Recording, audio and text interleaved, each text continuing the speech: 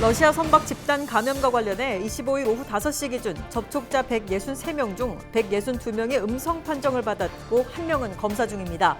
방역당국은 검사 대상 접촉자들은 음성 판정을 받더라도 전원 2주간 격리 조치된다고 밝혔습니다.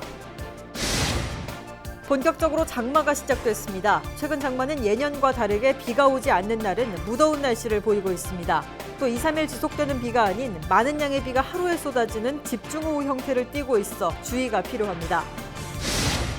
부산시가 2030년까지 모든 마을에 맞춤형 도시재생 사업을 추진할 계획입니다. LG 헬로비전을 비롯한 부산 지역 케이블 방송사들도 손을 잡고 도시재생 활성화에 힘을 보태기로 했습니다. 코로나19 영향으로 세계 주요 항만들의 물동량이 크게 줄어든 가운데 부산항의 5월까지 누적 물동량은 900만 개를 기록했습니다. 세계 항만 순위도 지난해 6위에서 현재 4위로 올랐습니다. 시청자 여러분 안녕하십니까? 헬로티비 뉴스 부산입니다. 감천항에 입항한 러시아 선박에서의 코로나19 집단 감염과 관련해 접촉자 163명에 대한 검사 결과 25일 오후 5시 기준 162명이 음성으로 나타났습니다. 부산시는 검사 중인 1명을 제외하고는 모두 음성으로 판정됐다고 밝혔습니다. 검사 대상 접촉자들은 음성 판정을 받더라도 2주간 격리 조치됩니다. 또 러시아 선박 2척의 선원 중 양성 판정을 받고 병원으로 이송된 12명을 제외한 선원 25명도 선내 격리 중입니다. 전국적으로 장마가 시작되면서 지역에 따라 차이는 있지만 비가 내리고 있습니다. 올해는 예년과 다른 양상을 보일 것으로 전망되고 있는데요. 올해 장마의 특성을 김한식 기자가 취재했습니다. 부산은 24일 밤부터 비가 시작됐습니다. 비가 가장 많이 내린 곳은 해운대구와 부산 진구 지역으로 각각 40mm가 넘는 강수량을 기록했습니다. 장마를 알리는 비입니다. 올해 장마도 예년과 같이 6월 말부터 7월 중순까지 이어질 전망이지만 비가 내리는 양상은 다를 것으로 예측되고 있습니다.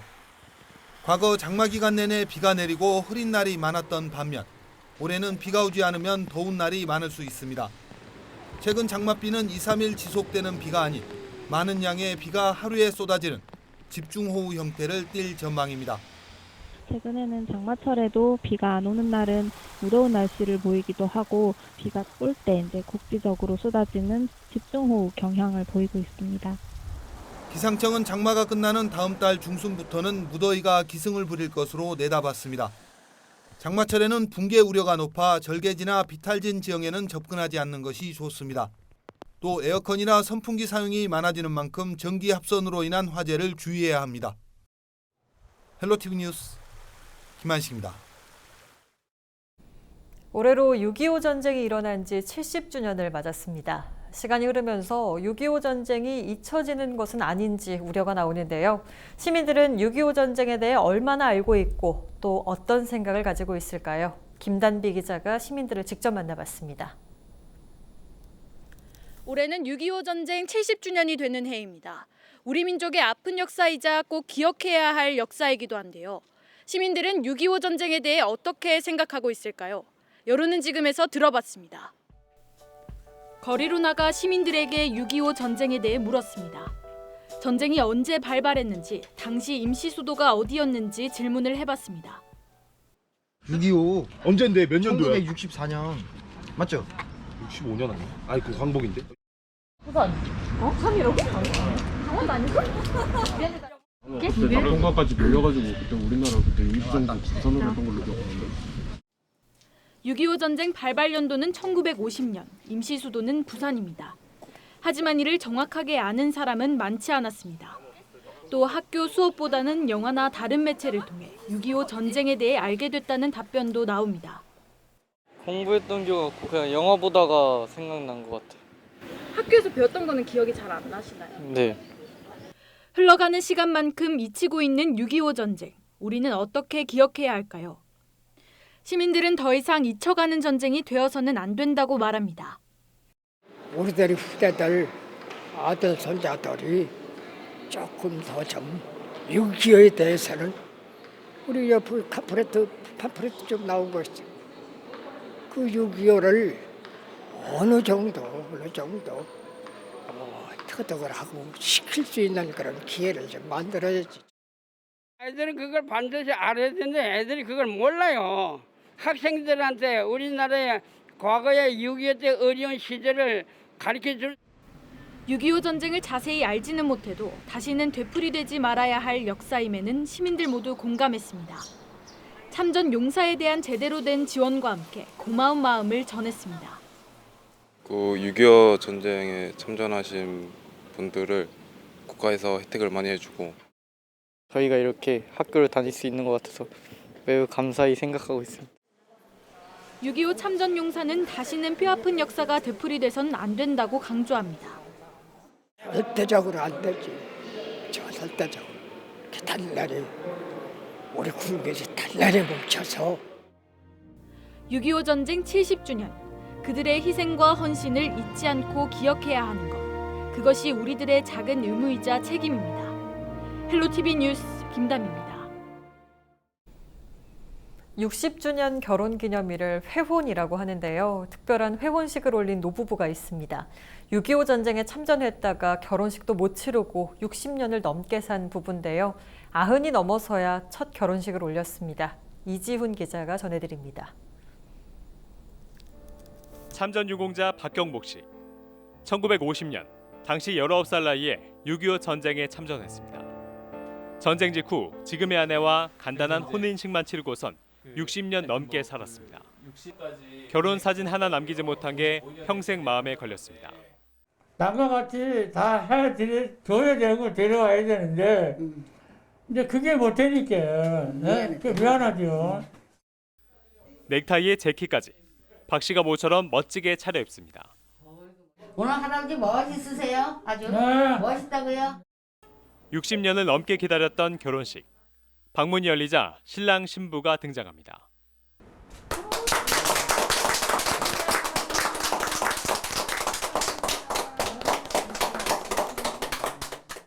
전쟁 이후 자식 둘을 낳아 기르면서 겪었던 여러 우여곡절. 아내에게 못다한 말을 어렵게 꺼냅니다.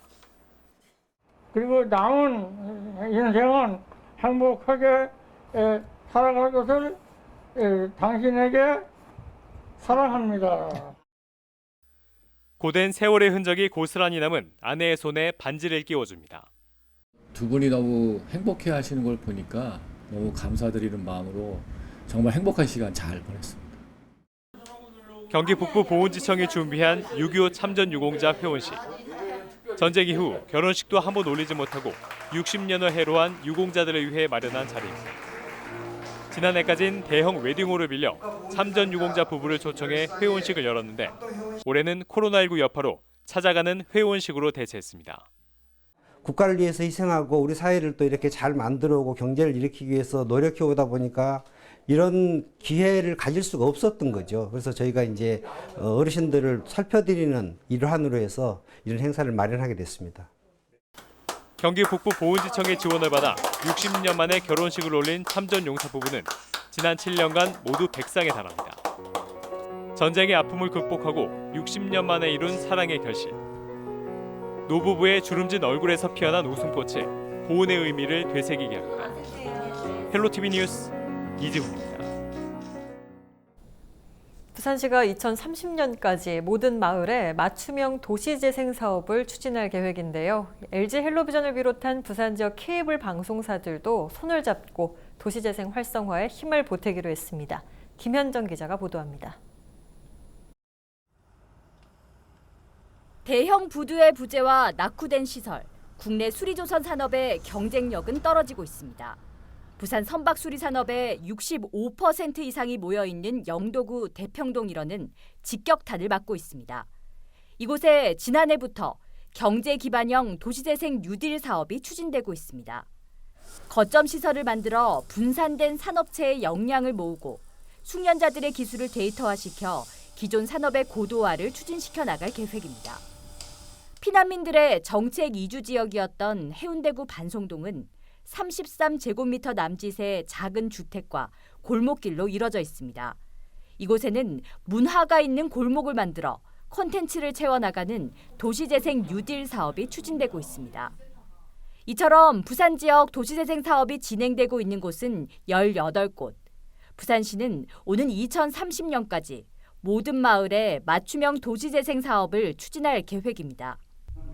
이러한 도시재생의 활성화를 위해 부산시와 LG 헬로비전을 비롯한 케이블 3사가 손을 맞잡았습니다.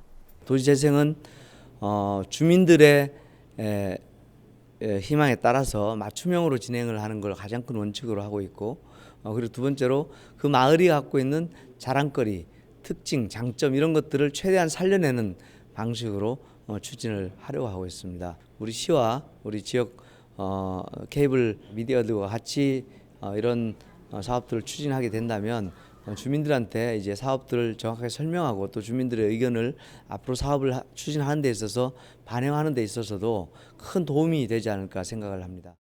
케이블 방송사에서는 부산 도시재생 희망을 말하다 기획뉴스를 보도하고 토론회와 프로그램 등을 부산시와 함께 추진할 계획입니다.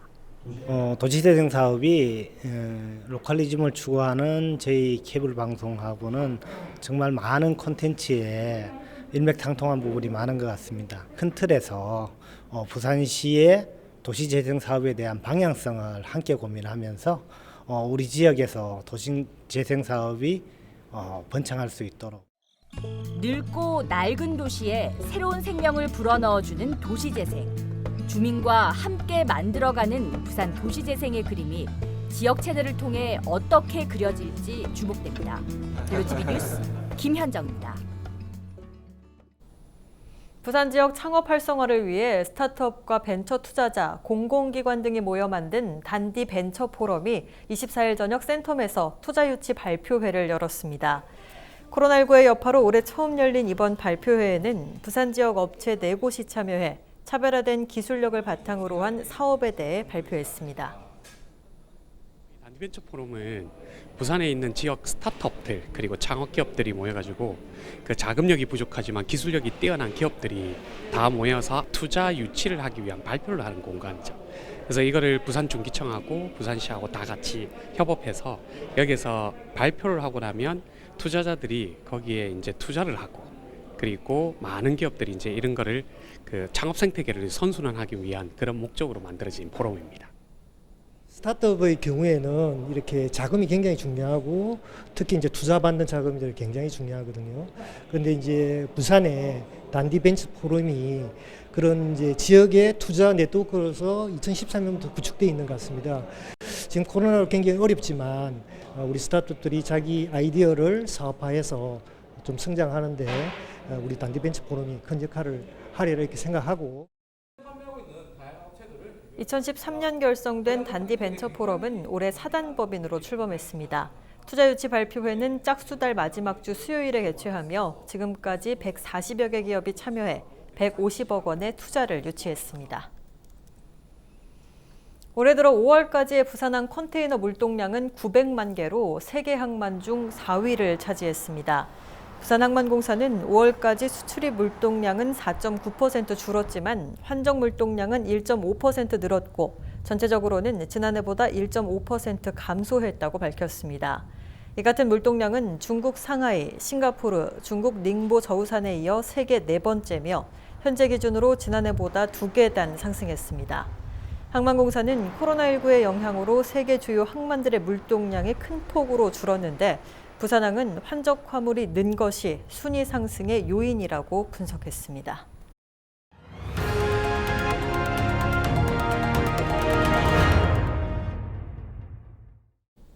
통합교정시설에 이어 음식물 쓰레기 처리 시설이 강서구에 추가로 들어오려 한다는 사실이 알려지면서 생곡마을이 시끄럽습니다. 주민들은 시의 밀실 행정을 규탄하며 강력하게 반발하고 있습니다. 박재한 기자가 보도합니다. 음식물 쓰레기 처리 시설 추가 건립을 반대하는 현수막이 빼곡히 내걸렸습니다. 지난 2월 부산시가 민간 투자 사업으로 하루 250톤가량의 음식물 쓰레기를 처리할 수 있는 바이오가스화 시설 건립을 추진한다는 소식이 뒤늦게 알려진 겁니다. 생곡마을에는 지난 1994년부터 쓰레기 매립장을 시작으로 하수 슬러지 처리 시설 등 이른바 10여 개의 혐오 시설이 밀집해 있습니다.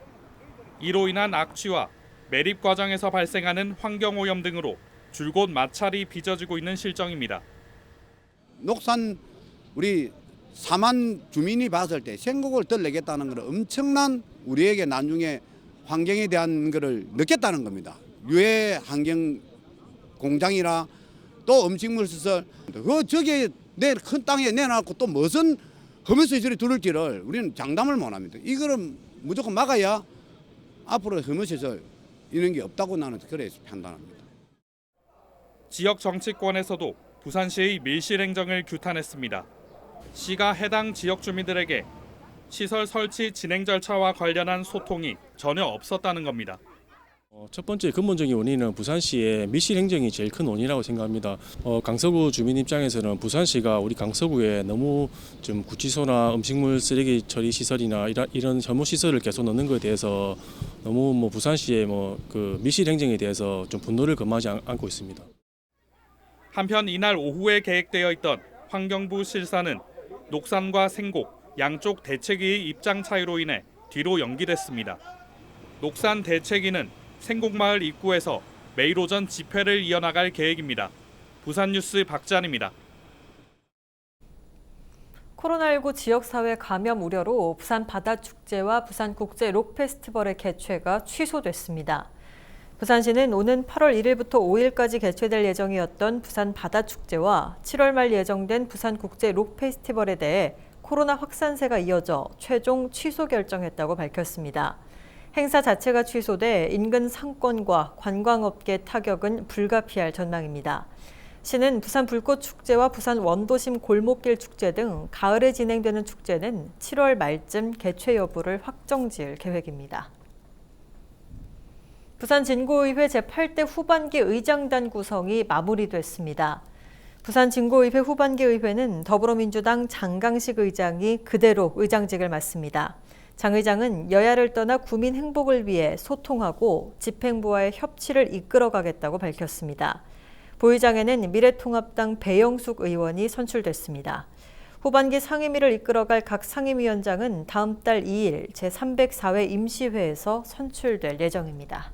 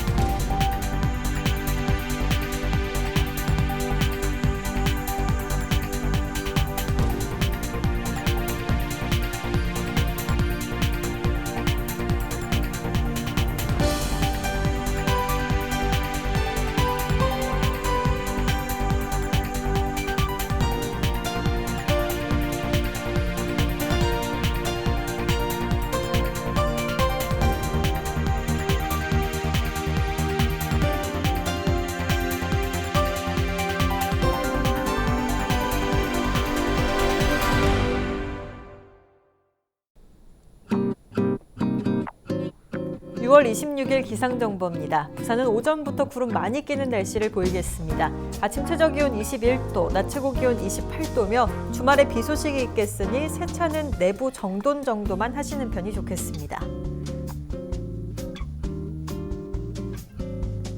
전국 날씨입니다. 전국이 대체로 흐리고 중부지방과 경북 북부 내륙은 새벽부터 낮 사이 비가 조금 내리겠습니다. 바다 날씨입니다. 동해남부 해상 흐리고 물결은 최대 1.5m까지, 남해동부 해상은 구름 많이 끼며 물결은 최대 1m까지 일겠습니다. 항해나 조업하는 선박은 참고하시기 바랍니다.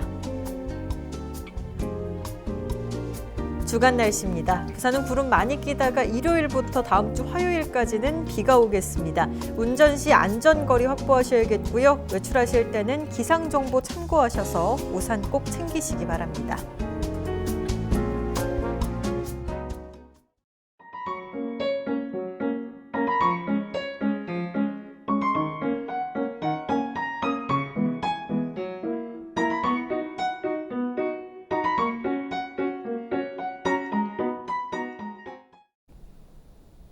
이상으로 뉴스 마칩니다. 저희는 언제나 지역 주민 여러분 곁에 있겠습니다. 고맙습니다.